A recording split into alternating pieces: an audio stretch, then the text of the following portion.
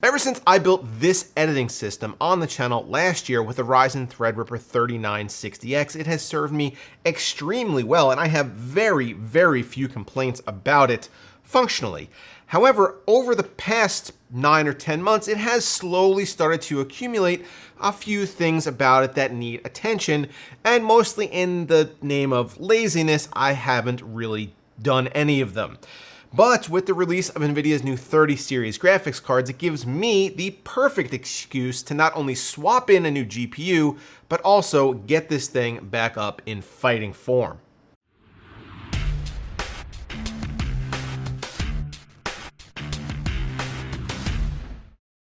Last year's award-winning PureBase 500 is back with more style, better airflow, and more features. Meet the latest stellar offering from Be Quiet, the PureBase 500 DX. Dressed in black or white, the DX introduces improved airflow through the complete mesh front panel and an eye-catching addressable RGB accent. It retains the same functional yet compact interior layout with room for up to a 360mm radiator, and it does this all for under $100. To learn more, head over to BeQuiet.com or check the link below. Just to catch you guys up on what exactly you're looking at here on the table, I built this in December or January, and every video that you've seen on the channel since then has been edited on this machine. It has a Ryzen Threadripper 3960X, 128 gigs of memory.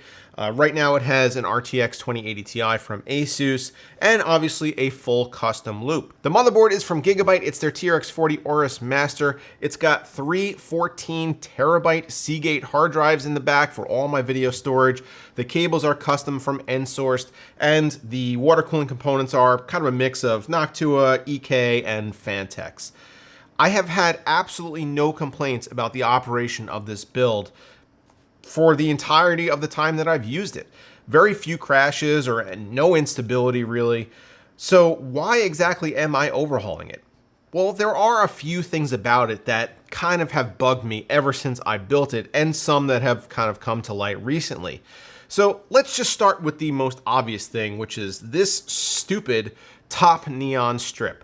So after I built the system and put the video up on the channel, I decided I want to spruce up the interior just a little bit. So I added neon strips around the perimeter. I already had one in the back there as well next to the distro plate. And unfortunately, the clips that hold this in a straight line, and it was straight when I installed it, have either come loose or one has fallen off. So now I have the situation where the lighting looks extremely sloppy, especially for a system like this. In addition to that, I also have a problem with my GPU. Now, originally I built this system with a Hall of Fame 2080 Ti, which needed 3 8-pin power connectors, and they plugged in at the end of the card. I've swapped it a couple of times. I had an RTX 2080 in there for a while, and recently I swapped back in a 2080 Ti, but it's just the Asus Strix white model. And the placement of the PCIe power connectors, as well as the number of PCIe power connectors, is not the same as on the Hall of Fame model. So in order to get the custom extensions to reach the top of the card, I had to put in another set of extensions, and as a result, the cables look gross. I can't believe that I've let it go for this long looking like that, but like I said, it works just fine, and I haven't really had the time to address it.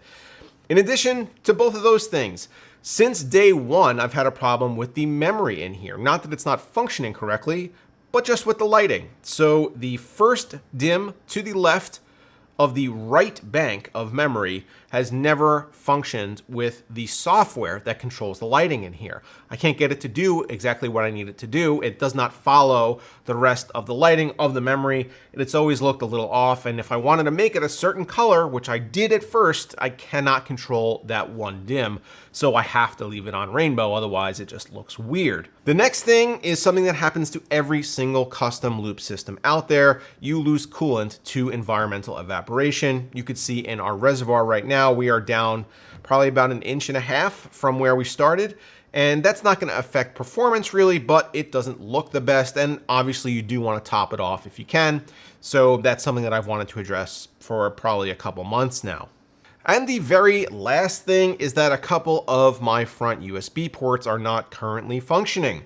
I don't know why that is, but nevertheless, that's the case. So there are a combination of aesthetic and functional items here that I want to address, and what better time for an upgrade than now? So This is a Ryzen Threadripper 3970X. We're going to swap it in, get 8 more cores and 16 more threads versus our 3960X. It's not going to make a whole world of difference in our editing, but hopefully it does maybe smooth out some of the timeline scrubbing. And obviously, if you can upgrade, it's a good time to do it when you're breaking down your system entirely. However, when we build this system today, we are not putting a GPU in it. Why is that? Well, the embargo on RTX 30 series cards has not yet lifted as of the publication of this video. And unfortunately, that is what I'm putting in here. So I can't show it to you guys. So we're gonna do our best today to get this system to a point where all it needs is for me to pop back in a new graphics card when the time is appropriate. And when I do that, I'm gonna have another video for you guys testing out the RTX 3080 of different varieties. So you'll see that here on the channel. Make sure you get subscribed if you don't want to miss it. We're gonna go back with a white version of the PC011 Dynamic XL, if I said that correctly. And we're also gonna use clear PETG tubing as opposed to this metal tubing. The metal tubing has been fantastic and it looks great in this build, but with the white case, I think I probably want to go with clear tubing instead. So that's what we're going to do. We're going to keep the runs exactly the same. So that's not going to change very much here. However, the overall look of the system will be very different. We're also going to go with different fans. We're going to use the Lian Li Unifans here as opposed to Noctuas. Noctuas have been great. They've been quiet, but the Unifans just look so good, and I really want to give them a try.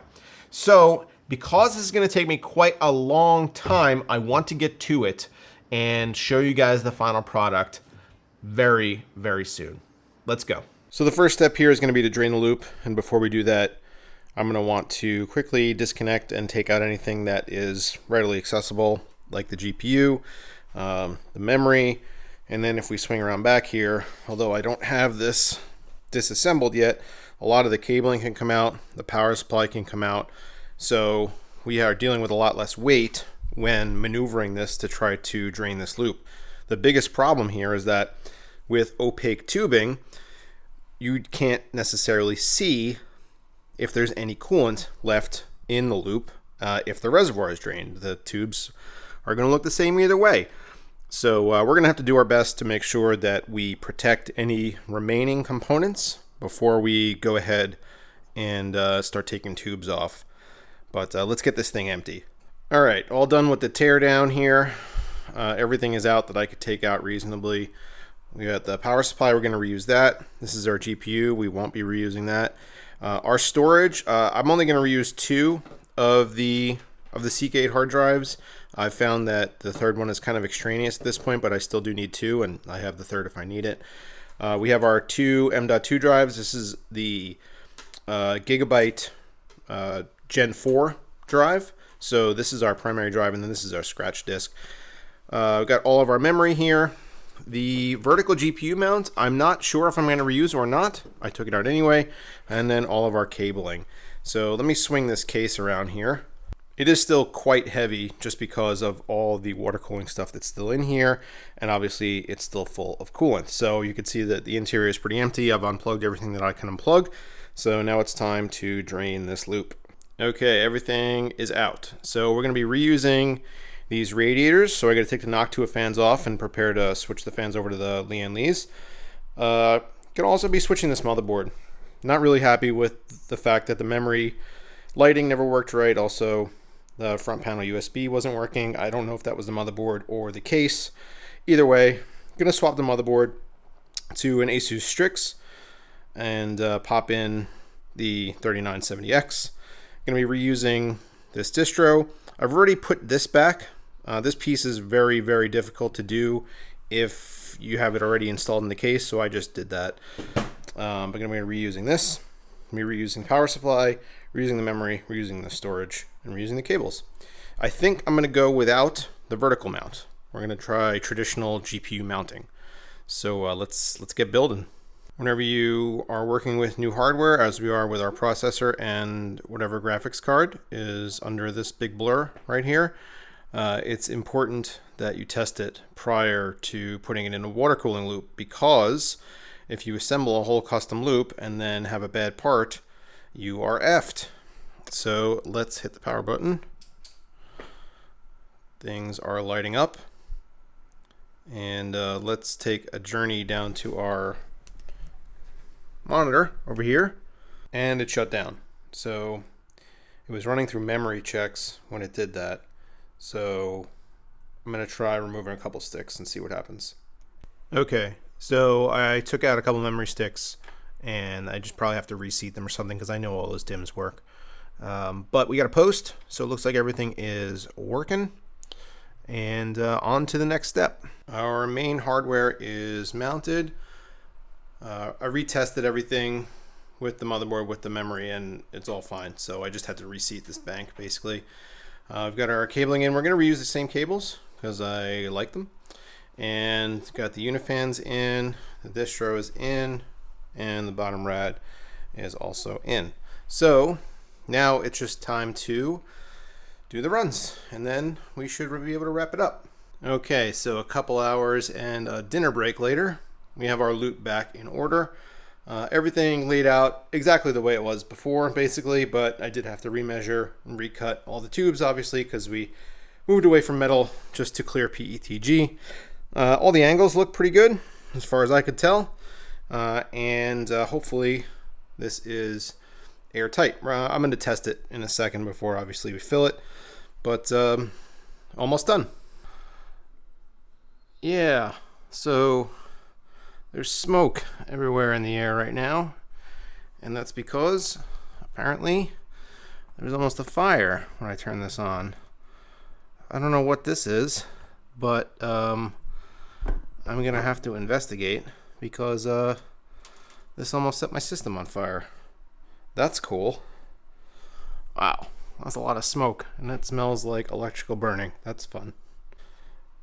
Alright, so check this out. I hope you guys can see this well. So this wire is what almost caused the fire. You could see there was all kinds of arcing in there. It looks like this whole thing just, the sheathing burned away. But this little connector here, this will focus on this. This little connector goes to this in here. There's a little port that's down there. Damn it, wiring down there. And that connects to the front panel RGB strip that's right there. And it looks like maybe it was plugged in backwards or something. And yeah, almost caused a giant disaster. So that's interesting. I'm gonna have to send somebody an email about that. Okay. Nice.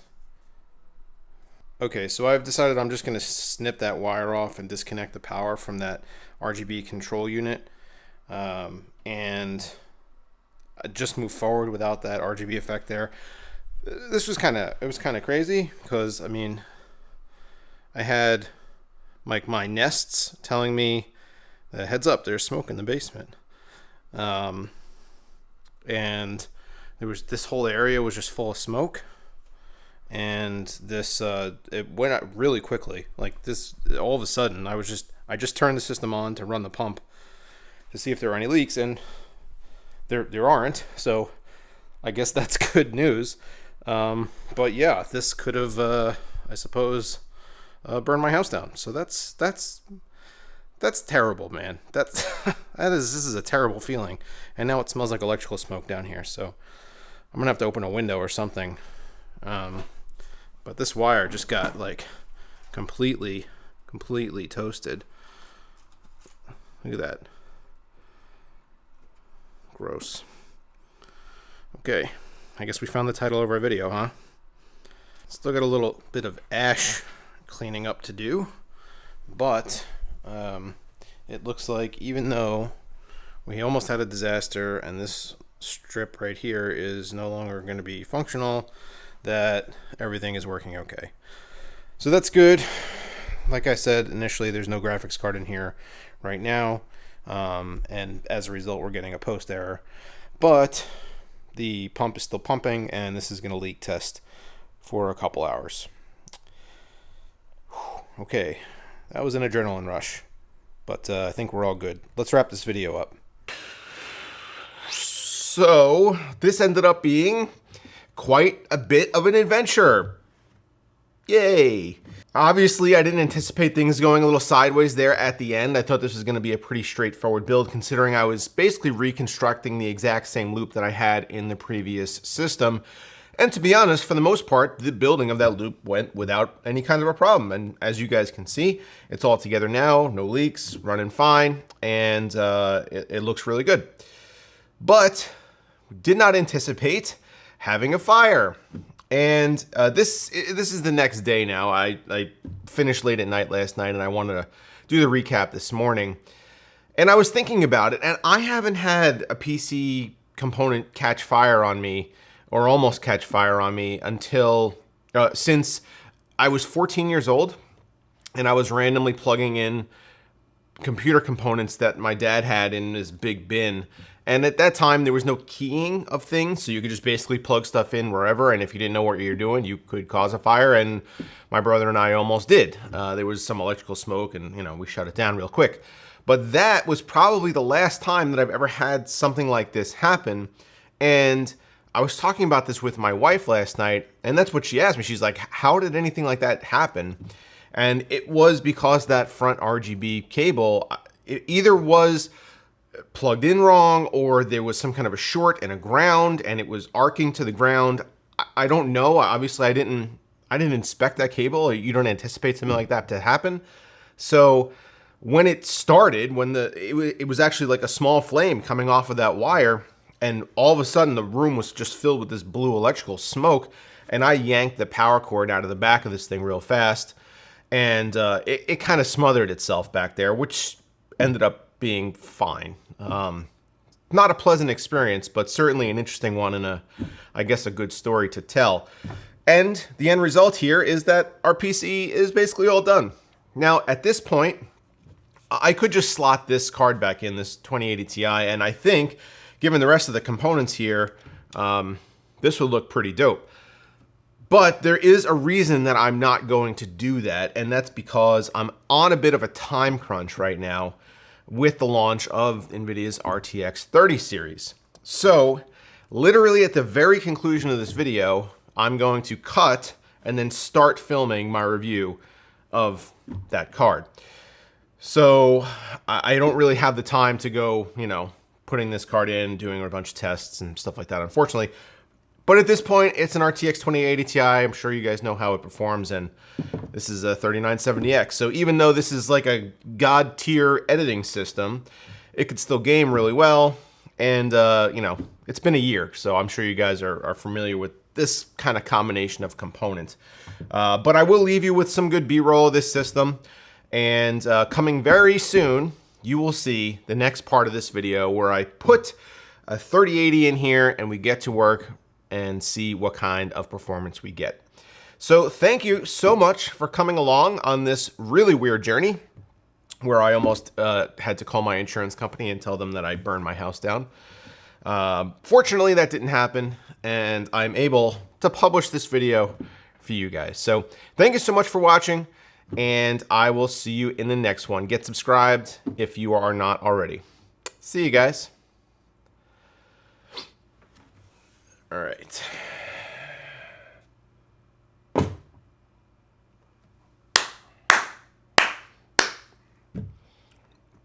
All right. When we last left you, this system did not have a GPU, and we're going to fix that right now. This is NVIDIA's new RTX.